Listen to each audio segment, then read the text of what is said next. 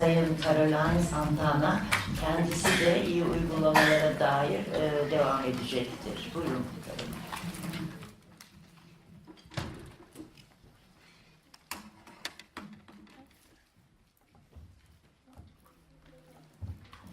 So, thank you very much for this presentation, and thank you for the invitation. I'm very happy to be talking with you here today. So my name is Carolina, but I'm here not as an individual expert, but as a member of a French association named Prison Insider. So that's why I organized my presentation in 3 parts. First of all, I'd like to introduce you to the work of Prison and the main goals of Prison Insider, whom I'm here representing today. Then I will briefly present what is being done in France, since we are a French association, in terms of alternatives to imprisonment, and more specifically, I will talk about the community service in France. Finally, I will share Prison Insider's thoughts on the meaning of comparing and exchanging data, information, and experience from each country to promote good practice. So first, Prison Insider. I just put our website here. How does it work? Is it there's anything to here? For the presentation, is there anything that we can just show a website or? Is there a way to say it? Sorry.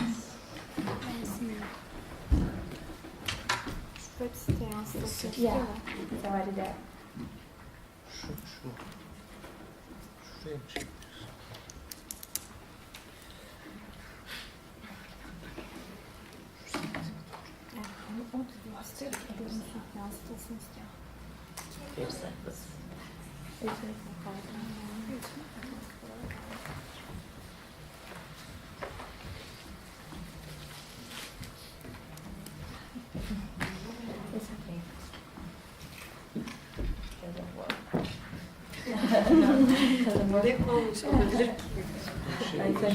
Web sayfasının ilk sayfasını göstermek istiyorum. Ama buradan yansımıyor. Problem orada zaten. Şu burada mı? Sunum burada yapıldı değil mi? Sunum PowerPoint şey yaptı da bu şey. It's in PowerPoint. But yani Yeah, it's okay. No problem. So you're going to see later our website. So Prison Insider was created by Bernard Bos, a journalist and activist who also founded in the 90s the International Prison Observatory. And our association is a combination between this individual idea and the efforts of a highly motivated and committed team. So we are founded in 2015, and our main mission has been to raise awareness of prison conditions and to promote the rights and the dignity of people deprived of liberty. We are an independent organization, and we consider that fundamental rights are universal and indivisible. So our work will emerge from an observation that information on prisons around the world are actually abundant. There's a lot of information, but they are kind of disseminated in different formats, and sometimes a lot of different formats that is not very good, like scattered notes, like new articles from source that we are not sure that is reliable or not. A lot of reports that are kind of very long reports for experts' eyes only. And so our aim was to make this information available and accessible for all. For individuals, for journalists, for lawyers, for NGOs, for detainees, families, for researchers. So it's not a very easy goal, but this is our aim objective. So we want to share factual, detailed, and up-to-date information on detention conditions, country by country. So this information is compiled in our website in an open and free access for the civil society. By having access to such information, one must be able to question the conditions of confinement in order to ensure the promotion of the good practice. This information available on our website are translated in 3 languages for now, English, French, and Spanish. And it's presented in the form of country profiles, testimonials, photo or graphic projects, also new articles, scientific articles, and also interviews.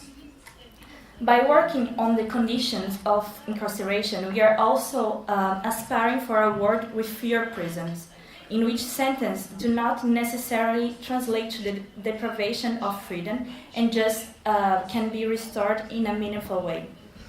In a world with nearly almost 11 million people currently in detention, talking about alternatives as we are doing here today seems essential to us. But the global trends are showing us that, on the contrary, we are sending more and more people to prisons, and the prisons are becoming even more crowded.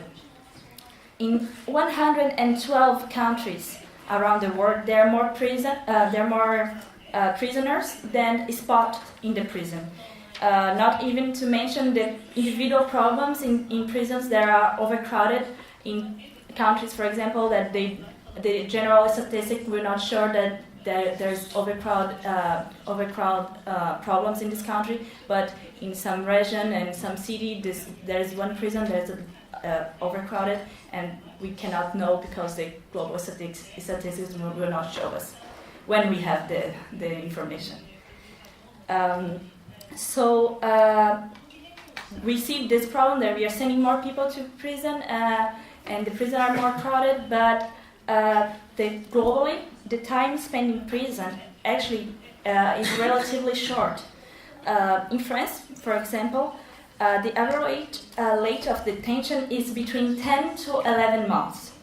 Every year, the French prisons receive 86,000 people. But this relatively short sentence, however, will also have a very negative impact in the person's life. Because incarceration damages lives, will break family ties, marginalize the persons, and make their situation even more precarious.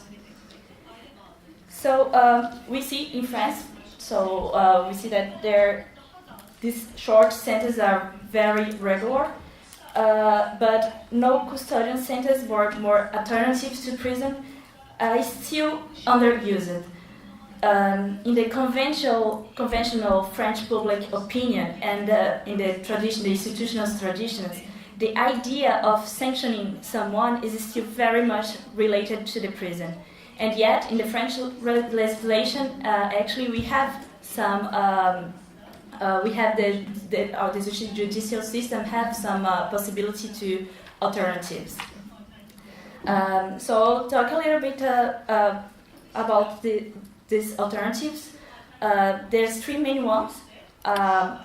There are being used in France now. There are the suspended sentence with probation, social judicial follow-up, and the community service. I'm not an expert of the alternatives, but I had the opportunity to talk and interview someone who is and who work actually with the community service. That's why, and also because we have limited time, I will focus the full part of my presentations on the community service. So the community centers, they exist in the French legislation since the 1980s. So this measure is generally well accepted by the public opinion, especially in France, because it integrates actually 2 very important values, that is integration and work. And also this measure is very well known around the world. I just discovered a website, the EU Probation Project, and they show all the alternatives that has been doing in Europe, and the community service is the one that is most present around Europe. But in France, the community service only represents 7% of the total sentence handed down in France. These are the numbers for 2016. And the legal framework defines the community service as an unpaid work of 20 to 2008 hours for the benefit of a community, a public institution, a private individual, or a society with a public service mission, or unauthorized association. So it's there's very well definitions of this very specific definition of this community service. But today we can see two main challenges to the promotion of the community service as an alternative to the prison in France, because I just said, there is still very little sentence, only 7%. The two main challenges are, the first is that this sentence depends very much on the structures of the civil society. As we saw in other presentations, the discussion about the importance of discussing prison, discussing retaliation with the society, we can see this also have an impact. This lack of discussion have an impact also on the alternatives, because for the community service, as I just said, the definition, it depends of a structure from the society to host someone who has been convicted to this penalty. So if there's a lot of structures that could host someone who was convicted, but they don't do it. And we see that many don't do it because they do not dare to do it. They're kind of afraid to receive someone who has committed an offense, or also because they do not know that possibility. They do not even know that they have this possibility in the legislation, and they have, as a firm or an association, they have this possibility to host someone to do community service. And so the second reason of the second main challenge that we see today for the promotion of the community service is actually a consequence of the first one, because as we see, we don't have a lot of host institutions. And so when the judge will going to hand out the sentence, the judge will see we don't have a lot of host institutions, so he or her finished sentencing someone who could have community service penalty, but because don't have a lot of structure, just sentenced to prison. So there's a big work to do about raising awareness among the institutions, among the judge, among the civil society, to promote this kind of penalty. And in France, there's this work of sensibilization, awareness has been done by the TIG Forum, as the TIG is Travail d'intérêt général in French, and there's a platform, a community of community service actors that seeks to increase the visibility, to evaluate to see how is it been doing, and to stimulate also the reflection of these alternatives. That said, we must also talk and emphasize that an alternative is not necessarily something positive. And that it doesn't mean that it be applied weekly to different social groups. As for the community service, it should be noted that it only affects a very specific group of convicted persons. We see that among the people who are doing today community service, the vast majority of them are male, young, poorly qualified, outside the labor market, not suffering from a disability, and who have committed minor offenses like theft, concealment, road traffic, and intentional violence.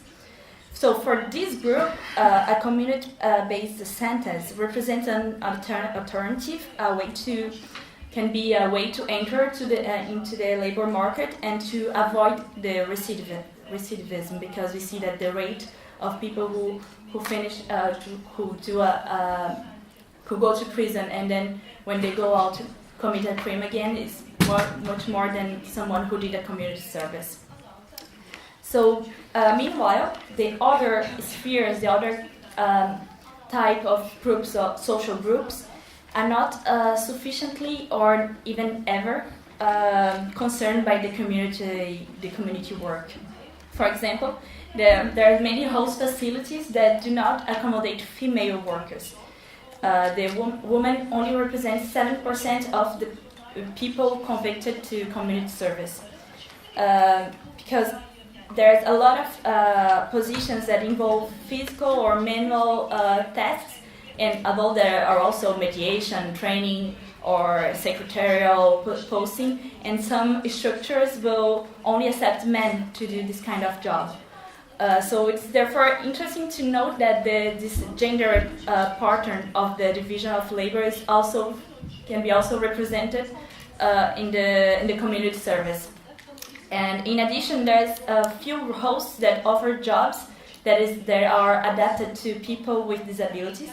And plus, homeless people are also more likely to be sent to prison instead of sentenced to community service.